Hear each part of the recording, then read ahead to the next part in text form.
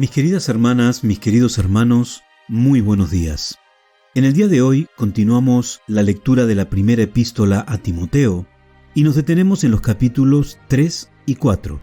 Yo he escogido para que leamos juntos en el día de hoy, en el capítulo 3, el versículo número 15, que dice: para que, si tardo, sepas cómo debes conducirte en la casa de Dios, que es la iglesia del Dios viviente, columna y defensa de la verdad. Aquí se nos está hablando de comportamiento.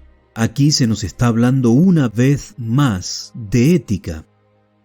A Pablo le preocupa la doctrina y la enseña, pero también le preocupa cómo el cristiano debe aplicar en su vida esas doctrinas, cómo nos debemos comportar, cómo debemos conducirnos en la vida.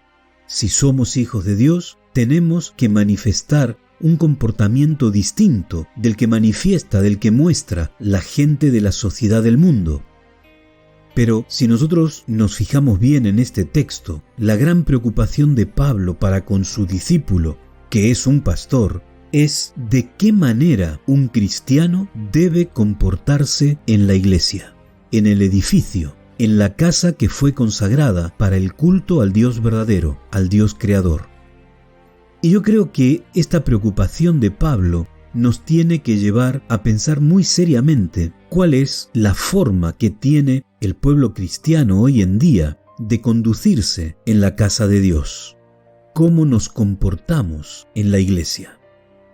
A Pablo le resultaba sumamente importante el que su discípulo, que se iba a encargar de pastorear iglesias, que se iba a encargar de aconsejar a sus hermanos, de ayudarles a vivir una vida de consagración constante a Dios, tuviera bien en claro que en la casa de Dios hay que tener un comportamiento concreto.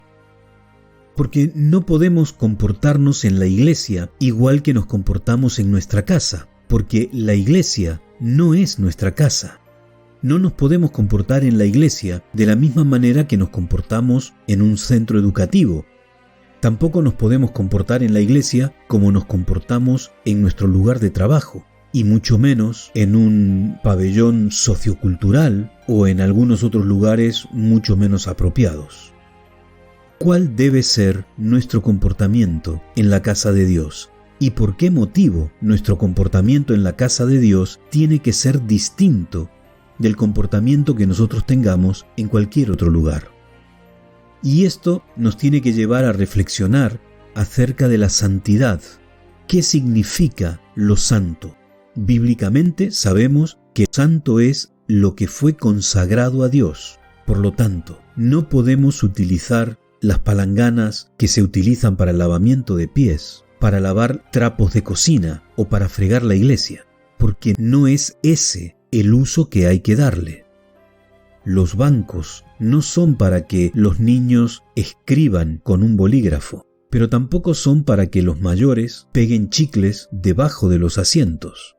Por eso tenemos que enseñarles a nuestros hijos que no deben estar jugando ni corriendo dentro de la iglesia, porque es un lugar consagrado y debemos darle un respeto distinto.